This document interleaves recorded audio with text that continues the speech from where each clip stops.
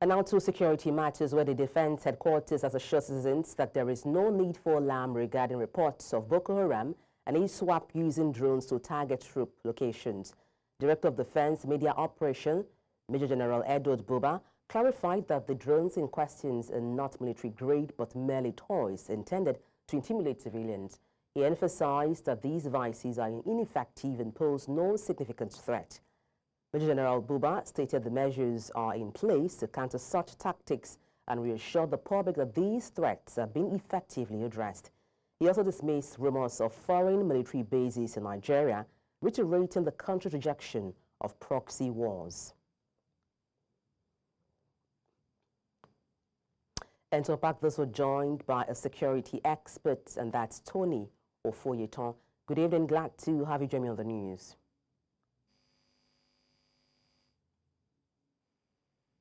Good evening, can you hear me? Yes, I can hear you clearly. All right. I can hear you clearly. All right, fantastic. Now, given General Buba's description of the drones as mere toys, how significant is the threat they pose to military operations as well as civilian populations? Well, I think, well, first of all, that the military has been able to manage the communication with respect to the drone effectively well is commendable. But I don't think that it's something that should be handled with such kid gloves, because the way it operates in most cases is, first of all, to test the water and see to what extent the government is able to come all out against such antics.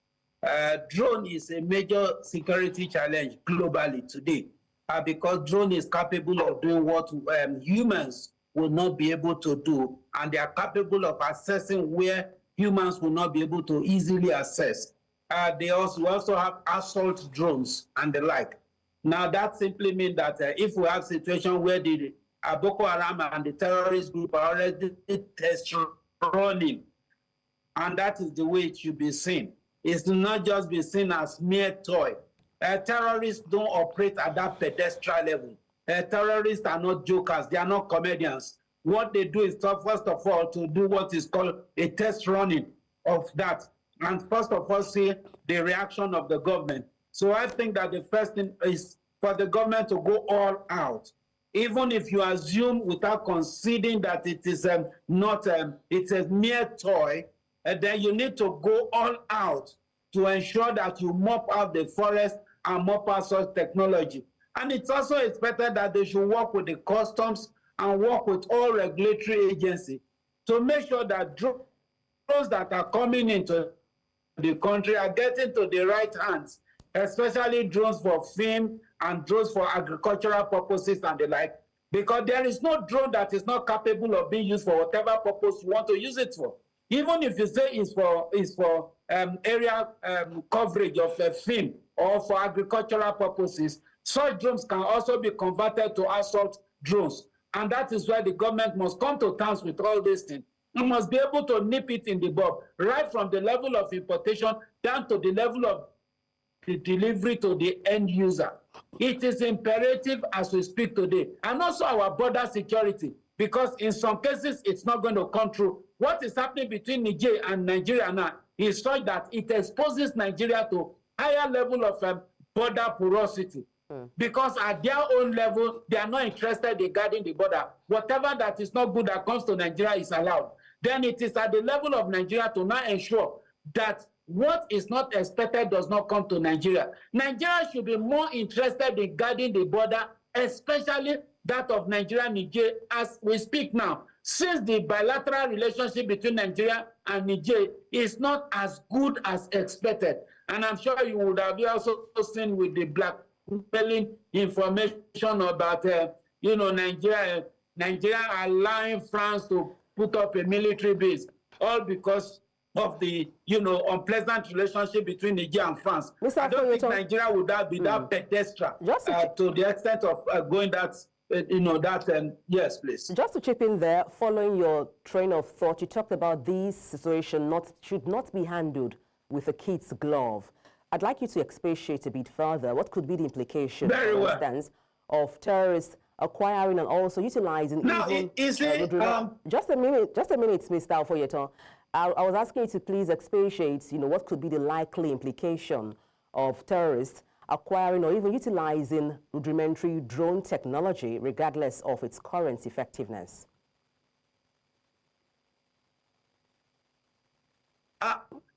Drone is one technology, it's called area vehicle.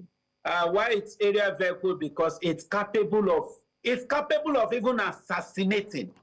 It's capable of carrying grenades. And it's capable of whatever you think that a jet fighter can do. It can do it at a minimal level, but it's capable of doing such. That is why the government and especially security agencies must not take it with kid gloves, because that thing you call drone is capable of dropping grenade in any of its formation. It's capable of attacking even our oil facility, critical natural facilities in the country. Is capable of attacking those places. And what the military and the terrorists are trying to do is, for me, I will see it as a test running to see to what extent we're able to react. If our reaction is not spontaneous, not proactive, then be rest assured that that is going to be the next line of agenda of the terrorists. And that is what they are trying to tell you by bringing in this. Don't forget the way terrorism started in this country. It was surreptitiously subtle, but at the end of the day, today it is cancerous. Now, if they are moving to the next phase of terrorism by the use of technology through drone, then the government should be able to. There are drone jammers that the military, they are aware of it. They know what to do in all these things. So it should not just be that it is just a mere toy. There's nothing called toy as far as security challenge is concerned. A security attack is an attack. Well, even if it is a rubber bullet, let us assume, even if it's a rubber bullet, once you shoot it, of course, you come to attempted murder. And that is the way it works. And that is the way I think that the security agencies should take it. I know very well that they will do that anyway. Mr. Ofoyetan, talking about security agencies, I wonder what you think about how the Nigerian military plan to address these emerging threats. Are there specific counter-drone measures already in place or under consideration? Well, there are some of these strategies that may not be public discourse. But the little I know in the course of my career in the security industry, I can categorically tell you that it may not be easy for the terrorist group to be able to launch it out when the military are really ready to counter. They have the facility, they have the technology to be able to bring it down or bring them down at any point in time. But all I just want them to do is to prevent them from even launching such drone. And that is the area I think I want them to work on. I know they may have the capacity to trap those drones. They may have the capacity to shoot down the drone. They may have the capacity to jam the drones. But it is always better when you nip it in the bud by even preventing them from launching it right from the beginning, getting them, deprive them of such use right from the beginning, so that we don't have to waste our energy on such. We spent a lot of resources to acquire all these things, and expending on the miscreants like the Boko Haram sect and the like, I don't think it is worth it. So the best thing is to prevent it ab initio. All right, thank you so much for your time on the news. Tony Ofoyetan, security expert. Many thanks indeed.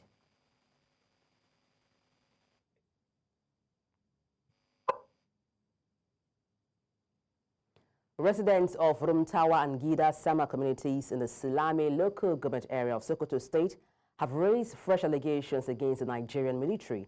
This is coming 3 days after the Christmas Day Air Force bombing on the communities by Air Force fighter jets targeting the Lakurawa terrorist group. Some residents of the community spoke to News Central Television, accusing the military of gross rights violation and spreading fake news about the attack.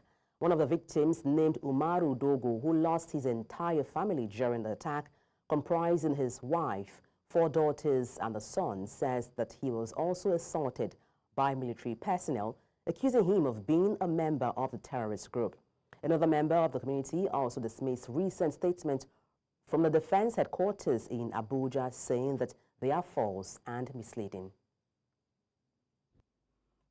The allegations are real, and of course, New Central on a fact-finding mission to Gidansama village, Gidambisa, Rumtua village in Silami local government area of Sokoto state, brought out a lot of revelations. Two very important revelations were revealed to us today while we were at Gidansama village. The first is the fact that casualties are actually up to 13, as reported, as allegedly, differently reported from the army, from the military defense headquarters yesterday. A young man, of course, his name is Umaru, who lost his wife in the bomb explosion of the Air Force jet. He lost his wife and 5 children. Told us that, of course, the Nigerian military, our officers and soldiers of Nigerian military, came to his house to pick him up, alleging that he's a Lapra member after losing his wife and 5 children. And of course, in the process of burying the deceased, they allege that the military officials came in to shoot them while they are burying their, deceased brothers and sisters. And the victims that were shot are now in the hospital here in Sokoto City Center. And of course, that makes it the total casualty to be 13, which is of course 10 who are already buried, and of course 13 who are already in the hospital. Of course, 9 of the casualties are from Gidansama village, while 1 is from Rumtua village. That is a revelation we had from the locals today, and they also, revealed to us the extent of the damage, where they mentioned that about 4 of their cameras were, were dispersed. 4, of course, there's a video we showed to you about those cameras. And that was our correspondent Emmanuel Bogudo speaking to us live from Sokoto State. He now joins us to provide more updates on his findings in the affected communities. Emmanuel, good evening. Glad to have you join me. Just bring us up to speed. You were live at the 2 communities shot by Air Force jets, on Christmas Day. What are your major findings? Yeah, very disturbing findings, very heart, trembling, very so pathetic, so to say. And then, of course, we are talking about a situation where a Nigerian military, a military of a country, made it clear to the whole world that it shot down 10 terrorists who are Laprawas. And of course, they just churn out press releases and the stories just go viral, and then it's been recorded as a military success. But on reaching there, we discovered that they are just mere innocent, community members who were actually, being shot and not Laprawas. And of course, a gentleman who was being accused, accusing the military of, accusing him of being a Laprawa member after losing 5 of his family members, of course, 6 of his family members, his wife and his 5 children. So it's so hard trembling, and of course, the community raised allegations of the fact that the military is claiming that it has, wiped out Laprawas, but the military actually came to a community and released its bomb, and it killed members of their community and the members of one member of the neighboring community. 9 persons were killed at Gidan Sama, and then 1 person was killed at Rumtua village, and then 6 persons were burnt by the firepower of the bomb, and then they are currently at the hospital in Sokoto South local government. And then, of course, 3 persons were shot by a crop of soldiers who came to the community to claim that it's a Laprawa community. They shot these three members of the community who are actually part of the burial ceremony that took place, where the 10 persons were being buried. That was where the 3 persons were being shot. Revelations just coming out from different angles. The head of the communities, completely faulted the position of the army live, saying that the entire press, releases are false, and then they will continue to call for justice, and they are accusing the military of carnage. They are accusing the military of massacre. Emmanuel, if I may, and justice must be done, and they are not going to forgive. In his words, he said, Just a second, Emmanuel. I mean, the military has denied targeting the communities and saying only secondary explosions affected people. How true is this based on your findings on ground?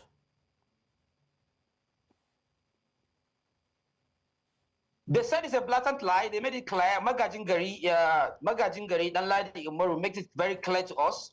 Maj Gen of Sama and then of course the paramount ruler and the paramount leader of both Gen and Ntua, who are neighbors, made it clear to us that it's not a minor explosion, it's a major explosion that came down from the air. The narration is there. We have documented all the videos and the evidence. They said they were on their communities, and if this fighter jet came around, made a surveillance, they even came out to admire the jet, the fighter jet, because they are not scared. They believe they are not Lakurawas, they are not criminals. So they came out there to admire the jets. All of a sudden, they saw the jet started releasing bomb. They just released bomb to the right hand side. When they are about run to the left hand side, the fighter jet followed them and still release another one. And before you know it, they started scampering for safety. The animals started scampering for safety. You saw the video. 3 camels were burnt alive. 3 horses were burnt alive. Of course, all of the animals have been dispersed. And then 6 persons are currently at the Sokoto South General Hospital, receiving treatment. So they made it clear that it is a major Air Force operation that is coming down, that involves an Air Force jet releasing bomb and bombing their communities. While the Air Force claim that the military claim that they are all members of Lakurawas. They said they have never seen a Lakura member in their community before. That has not ever happened, and it is a major operation in their community. They have been killed, and they demand justice. They are crying out for justice, and justice must be done to them, and that all their members that are currently in the hospital should be attended to. There are about 6 persons who are suffering from fire injury, and 3 persons who are allegedly shot by soldiers during the burial of the 10 community members who were killed. And there's a very important, alarm that was raised by a very important member of the community. His name is Umaru, who has lost 6 members of his community, his wife and his 5 children.